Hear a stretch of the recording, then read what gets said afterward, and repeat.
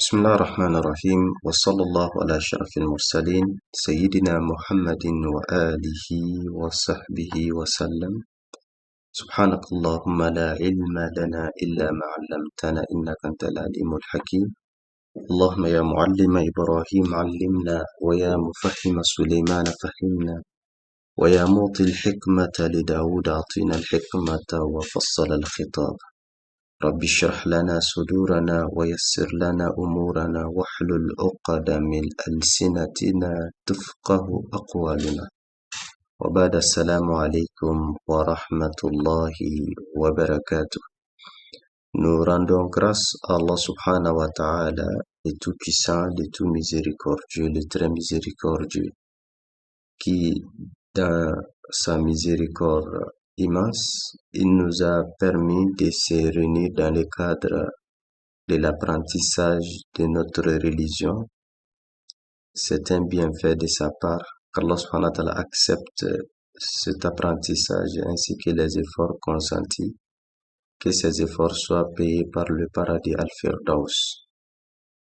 Dans le cadre de l'apprentissage des piliers de l'islam, notamment le deuxième pilier qui est la prière, vous avez vu un certain nombre d'éléments sur la prière, les préliminaires, les préalables, le but de la prière, les conditions d'exigibilité et de validité de la prière, et notamment la manière de faire la purification, l'ablution, le ghusl, ainsi de suite. Donc, quelques éléments ont fait l'objet d'explications dans le cadre de la prière. Donc, pour cette séance, nous allons continuer notamment avec une façon de prier. Vous savez, l'islam, le principe de l'islam, c'est la simplicité. Le principe de l'islam, c'est la facilité. وَمَا جَعَلَ عَلَيْكُمْ فِي الدِّينِ مِنْ حَرَجٍ. Comme Allah dit dans le Coran, il n'y a nulle contrainte en matière de religion. L'objectif de la religion, c'est pour nous rendre la vie meilleure, encore davantage meilleure. Et c'est pourquoi les principes de l'adoration en islam reposent sur la simplicité. Et à chaque fois que l'individu se retrouverait dans une situation désagréable, dans une condition difficile, Allah subhanahu wa ta'ala, il lui rend la vie davantage facile et il lui allège les obligations religieuses. Et c'est pourquoi il y a des dispositions en islam. Parmi ces dispositions, il y a une partie qui concerne la prière pour le malade. La manière pour que le malade puisse effectuer la prière. Le point 14. La prière pour le malade. Kayfiyatu salatul marid. Kayfiyatu salatil marid. La maladie, c'est une contrainte. C'est une contrainte et une épreuve. C'est vrai, souvent nous la détestons, mais cette épreuve est source de bonheur et source d'expiation des péchés et de rapprochement du Créateur. Et le législateur, il a établi quelques règles pour que le malade puisse continuer d'accomplir ses adorations.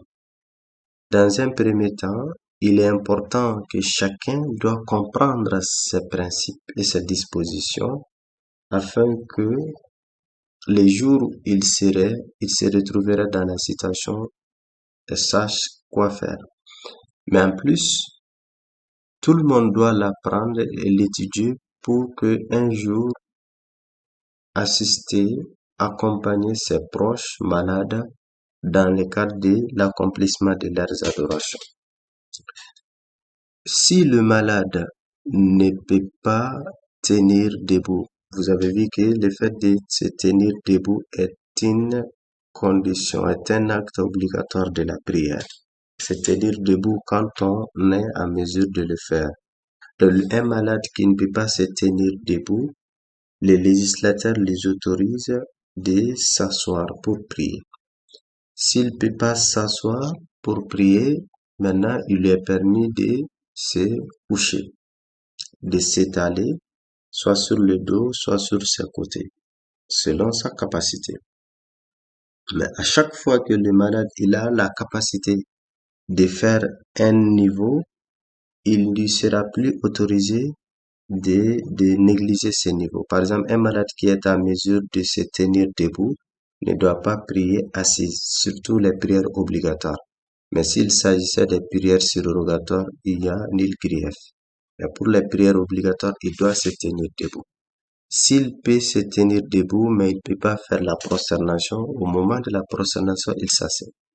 Ainsi de suite. Donc, le malade est toujours tenu de prier et surtout de prier à l'heure prescrite. Il ne doit pas négliger les moments de la prière, les horaires de la prière. Il ne doit pas laisser à ce que l'heure de la prière puisse sortir. Donc, s'il peut prier debout, il prie. S'il ne peut pas prier debout, il s'assied. S'il ne peut pas s'asseoir, il se met sur son côté. S'il ne peut pas, si cette position ne lui est pas confortable, il s'allonge sur le dos en faisant face à la qibla. Mais s'il peut se mettre sur le côté, de préférence, il se mettra sur le côté droit en faisant face à la qibla. Mais si toutes ces positions lui est inconfortable, il se mettra dans une position qui lui sera confortable. Donc, s'il s'assied pour prier, au moment de la génuflexion, il fait les signes avec avec la tête en s'inclinant un peu. Et pour la prosternation, il s'inclinera davantage. Maintenant, si il est sur le côté, il fera des mouvements selon sa capacité ainsi que selon ce qui lui sera facile et confortable. Maintenant, s'il ne peut pas bouger du tout, il priera dans son état, dans la position qui lui sera confortable, en imaginant, en pensant les différents actes dans sa mémoire et dans son intérieur. Et c'est comme ça qu'il priera. Donc, mais s'il peut faire la génuflexion, il fera la génuflexion. S'il peut aller jusqu'à la prosternation, il accomplira la prosternation. Donc, toujours selon le niveau qu'il y est possible et qu'il y est permis. Donc, ça, c'est dans un premier temps. Les malades, pour la position de la prière, il y a une flexibilité. Les malades, il va adopter la position qui lui sera confortable. Le deuxième point, nous l'avons évoqué, le malade, il a l'obligation de prier dans les heures prescrites. La prière des Zuhur, la prière des Asr, Maghrib, Isha, il doit respecter les horaires. Mais si la maladie est faite se manifeste de telle sorte qu'il y a des moments de souplesse et il y a des moments de douleur où le traitement est fait de telle sorte que à la suite de la prise des médicaments, il y a des fois il perd conscience ou il y a des fois il sentira plus son état, il se retrouverait plus. Dans ce cas, il a l'autorisation de cumuler les prières. De cumuler, nous allons revenir, Inch'Allah, sur cette notion plus tard. Nous y reviendrons plus tard, Inch'Allah.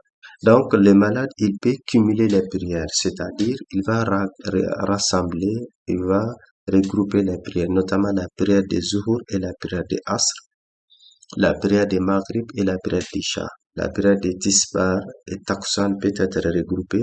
La prière des Timis et Gay aussi peuvent être regroupées, sauf la prière des Fajr ne peut pas être regroupée à une autre prière. Donc ça aussi, c'est la flexibilité. La flexibilité concernant les horaires et les moments de la prière. Donc si il n'est pas en mesure de prier dans les heures prescrites, il a l'autorisation de cumuler les prières avant de commencer. Et de même, un malade qui doit subir une intervention chirurgicale de 12 heures, de 8 heures, de 6 heures, si l'intervention sera en amont d'une prière et que selon le temps, et ainsi que le temps de réveil après l'anesthésie, fera que l'heure d'une prière sera sortie et que nous serons dans l'autre prière. Dans ce cas de figure aussi, le malade il peut regrouper les prières. Allah subhanahu wa ta'ala, il a déjà permis cela et il a donné cette dérogation notamment aux malades. Donc, toujours, il y a la flexibilité selon l'état de la maladie, selon le traitement et selon aussi les moyens qu'il dispose. Donc, ça, c'est la flexibilité que le législateur a accordée aux malades. Maintenant, l'autre point, le point 15, c'est Salatul Musafir, la prière du voyageur. Toujours le principe de l'islam, c'est la simplicité, la facilité. Il n'y a nulle contrainte en matière de religion. C'est dans ce sillage qu'Allah subhanahu wa ta'ala, il a fait révéler, par exemple, le verset 101 de la sourate Nisa, sourate 4. وإذا ضربتم في الأرض فليس عليكم جناح أن تقصروا من الصلاة إن خفتم أن يفتنكم الذين كفروا إن الكافرين كانوا لكم عدوا مبينا. Elle a dit, et quand vous parcourez la terre pour le voyage, pour le commerce, pour le djihad, lorsque vous parcourez la terre, et ce n'est pas un péché pour vous de raccourcir la salat, la prière, si vous craignez que les mécréants ne vous mettent à l'épreuve, car les mécréants demeurent pour vous un ennemi déclaré. Ce verset a été révélé lors d'une bataille que le prophète il menait contre les mécréants. Et ces mécréants se sont dit que bon, patientez-vous, quand ils commenceront la prière, lorsqu'ils se prosterneront en un coup, nous allons les attaquer pour en finir avec eux. Et c'est là qu'Allah subhanahu wa ta'ala il a révélé ce verset. Donc ça, c'est la cause de la révélation. Mais à partir de là, c'est généralisé. Donc, le législateur a autorisé au voyageur d'adapter sa prière selon les horaires de son voyage. Donc, le voyageur aussi, il a cette dérogation. Maintenant, le premier point de départ. Quand est-ce que le voyageur peut bénéficier la dérogation de raccourcir la prière ainsi que la dérogation de regrouper la prière? Le voyageur, il y a deux notions. La première notion, on appelle ça qasru. Al-qasru, ça veut dire le raccourcissement.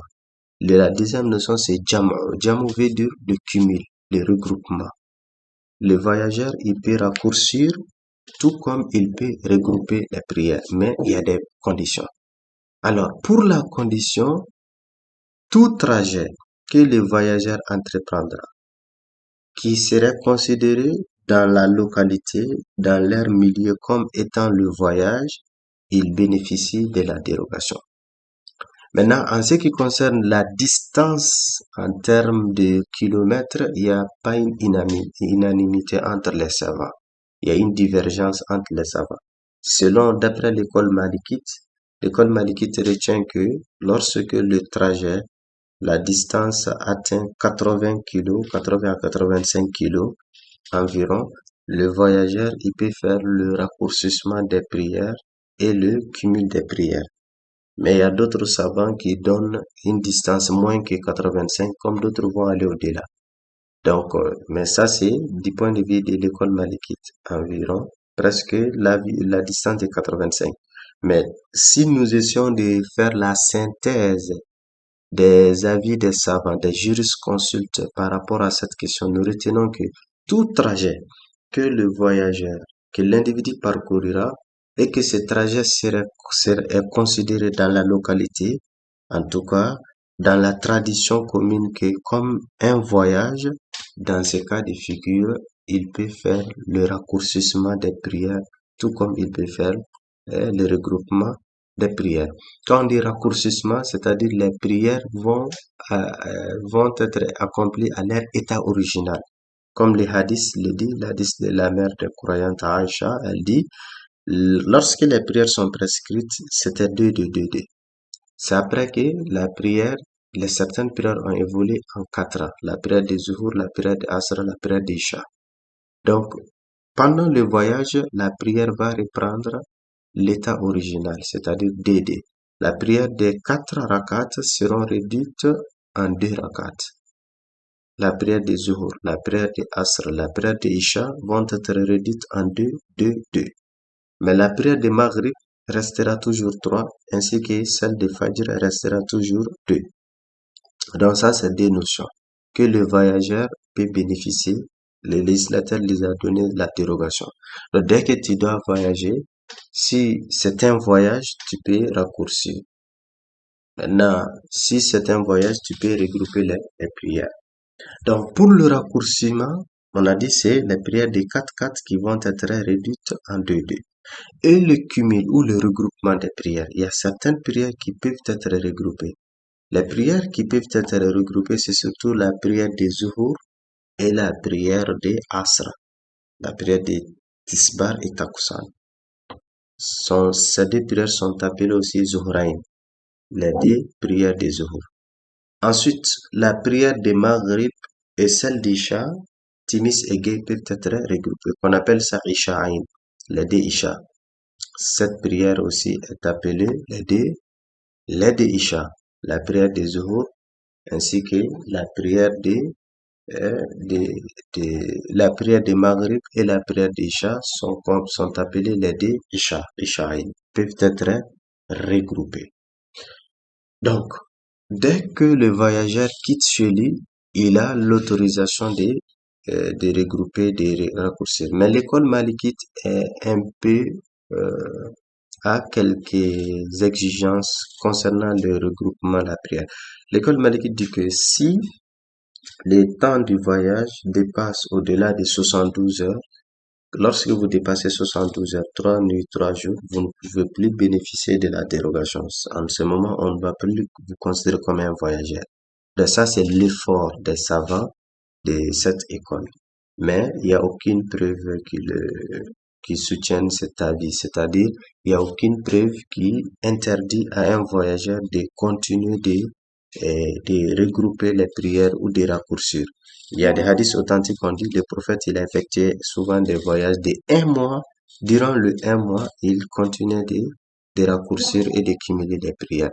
Donc, c'est pour dire que tant que vous êtes en l'état de voyage, vous continuerez toujours de bénéficier le cumul ainsi que le raccourcissement des prières. Donc, vous n'allez pas bénéficier, vous n'allez pas être en manque, vous n'allez pas perdre ces privilèges. Vous gagnerez et vous continuerez de bénéficier des privilèges de cumuler les prières et de raccourcir les prières, même si c'est au-delà de 72 heures. Mais selon l'école malikite, comme c'est cette école qui est prépondérante dans notre milieu, donc il est important de rappeler les principes de cette école aux uns aux autres afin que nous soyons éclairés et, et aussi pour éviter des affrontements d'idées souvent que nous observons par-ci par-là. Donc, selon l'école malikite, si c'est au-delà de 72 heures, tu ne peux plus bénéficier. Et il faut que la distance atteigne au minimum 80 km pour bénéficier le raccourcissement et le cumul. Mais d'après la majorité ou la synthèse des différents avis des jurisconsultes, tant que le trajet est un voyage, on peut raccourcir, on peut cumuler les prières. Et tant que vous êtes en voyage, vous pouvez continuer de le faire. Maintenant, il y a quelques cas pratiques. Par exemple, quelqu'un qui doit voyager, il voyage avant la prière de Maghrib, avant la prière de Timis. Il prend par exemple le vol et l'arrivée l'atterrissage est prévu par exemple jusqu'au moment de Fajr. Donc, si le temps de Timis est déjà arrivé, avant le départ, avant le décollage, dans ce cas, il peut faire ce qu'on appelle Jamo Takdim. Il va regrouper les deux prières en amont. Ce qu'on appelle regrouper en amont. C'est-à-dire, il prie le Timis et le Gay à l'heure de Timis. Donc, il a cette possibilité. Comme ça, il fera son voyage. L'heure des Gay, il trouvera dans son voyage et c'est jusqu'à Fajr qu'il descend, il sera atterri. Maintenant, si il arrive que il quitte là où il se trouve, son pays, sa ville, pour se rendre à une autre ville, avant l'heure de la prière. Mais il sera atterri dans l'heure de la prière suivante. L'exemple de Tisbar et de Takusan. Il doit quitter dans les environs de 11 heures. Et l'atterrissage est prévu dans les environs de 17 heures. 11 heures trouvera que le Tisbar n'est pas encore arrivé. Et à 17 heures, nous serons à l'heure de Takusan. Maintenant, dans ce cas de figure, cet individu, il va faire ce qu'on appelle Jamu Takhir. Donc, le regroupement en aval. En ce moment, il va pas prier à 11 heures. Le Tisbar, il prend son vol. Il s'en va. Arrivé à 17 heures, après l'atterrissage, donc c'est l'heure de Takusan. En ce moment, il va regrouper la prière des Zuhur et la prière des Asr à l'heure de Asr. Donc, c'est ce qu'on appelle Jamu Taqdim et Jamu Takhir. Regrouper les prières en amont et en aval. Donc, on a cette dérogation aussi que le voyageur peut bénéficier dans le cadre de la prière, les regrouper les prières et raccourcir les prières. Qu'Allah subhanahu wa ta'ala nous donne la bonne compréhension, qu'il fasse de nous des musulmans pieux et sincères, qu'Allah nous permette d'accomplir correctement nos prières. هذا وصلى اللهم وسلم على سيدنا محمد وسلم